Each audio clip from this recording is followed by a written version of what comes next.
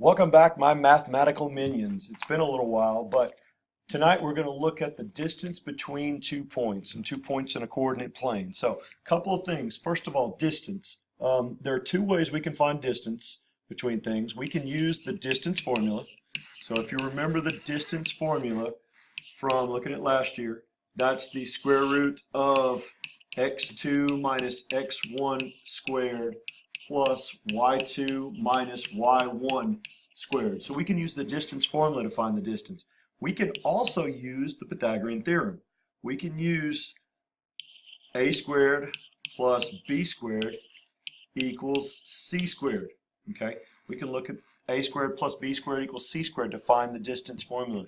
That's just because if we have 2 points and we're looking at finding the distance between them, the distance between them can be used using a right triangle. It's just the Pythagorean theorem. If we look at A, B, and C, the distance between 2 points is just that Pythagorean theorem. So a lot of times Pythagorean theorem is going to be the easiest one, but we're going to look at it. Now, the other thing we need to deal with is when we're finding the distance between two things, specifically the distance between a point and a line. So the distance between a point and a line. You've all heard the straightest distance between 2 points is always a straight line. Well, not necessarily just a straight line, but the distance between a point and a line is a perpendicular line. A perpendicular line. So when we have to find the distance from a point, specific point to a line, the question you might ask is, well, where on the line is it? And the answer is to a perpendicular. So we're going to use a perpendicular, constructing a perpendicular. We're going to use an altitude. We're going to use perpendicular bisectors. The distance along that is what we're talking about here. So here we go. Let's go ahead and let's jump in here. So let's say that we've got 2 points, and let's just start with point T, and we'll call it at 5, -1. Oops, sorry, don't know what I'm writing here. So we're going to put point T at, try this again, at 5, -1. There we go, that's much better. And point U is at the point 1, -5. So if we're looking on a coordinate plane, and say this is our xy axis right here, we've got 2 points. We've got one is at 1, -5. 1, 2, 3, 4, 5. So at 1, -5 here, this is point U down here. So this is U. And then we've got point T. It's at 5, 1, 2, 3, 4, 5, -1. So it's right here. Here's point T. We're trying to find that distance between these 2 points. So we're trying to find the distance between these 2 points. So first of all, let's use distance formula. So distance formula is going to be the square root of, remember, x2 minus x1 squared plus y2 minus y1 squared. So if we look up here in our coordinates, we've got to designate which one is which. So we're going to call this one x1. That makes this one y1. It's just our first coordinate. This is x2. That makes this one y2. So when we look at it, those are our designations so we know which one is which.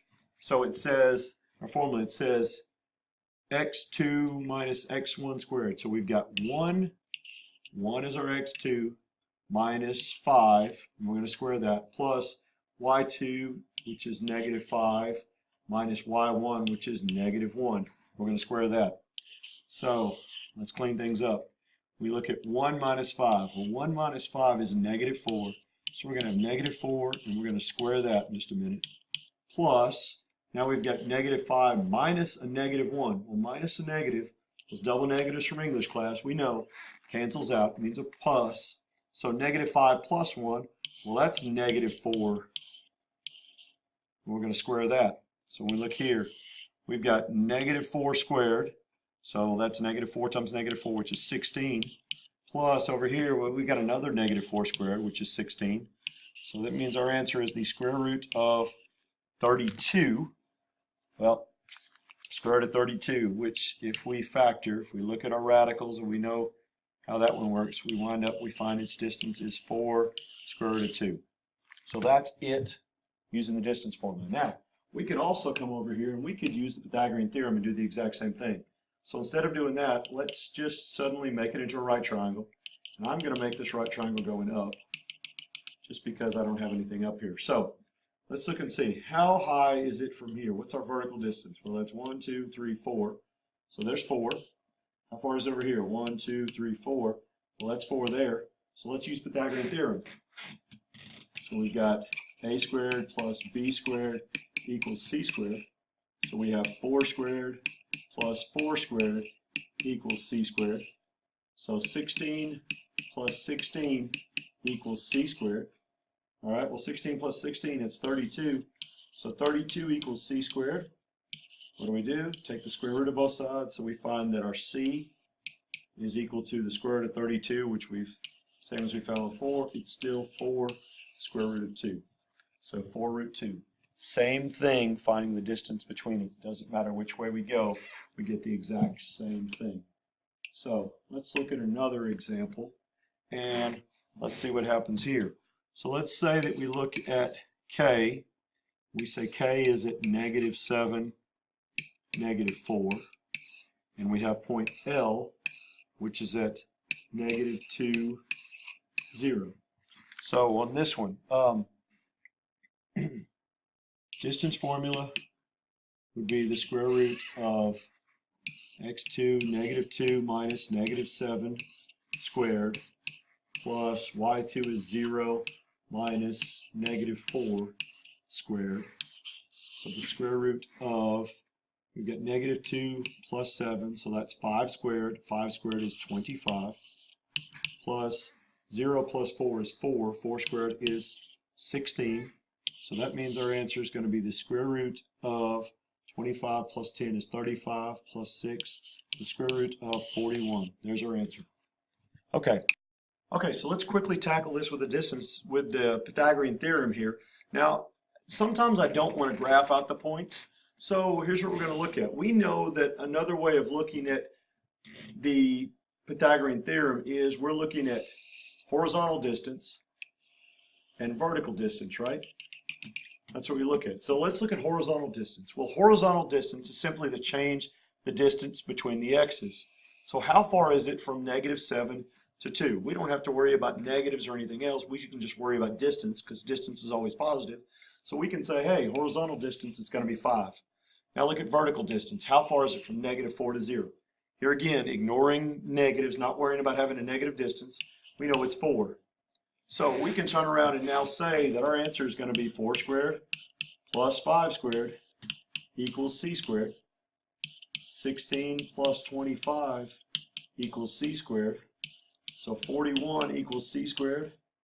So our c, our distance, is simply the square root of 41, just like we found over here. So the exact same thing. Doesn't matter which way we go to tackle this, we're going to get the exact same distance. All right. So one last time, one last one. Let's try this one here, and let me give you 2 points. We're going to say that F is at the point 9, 5, and G is at -2, 2. All right, go ahead and hit pause, find it on your own, and I'll see you back in a couple of minutes with hopefully the correct answer. Okay, well, welcome back. Let's see. Hopefully you tackled this one and didn't have too much trouble. So both sides, it really doesn't matter whether we go distance formula or Pythagorean theorem. I'm going to go Pythagorean theorem just because I think it's faster. And it is for me. So let's jump in here and we'll go. Let's see, how far is it from 9 to -2? I know I'm looking for my horizontal distance here. 9 to -2, well, that's an 11.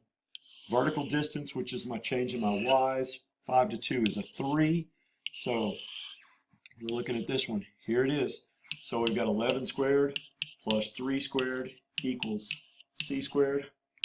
121 plus 9 equals c squared.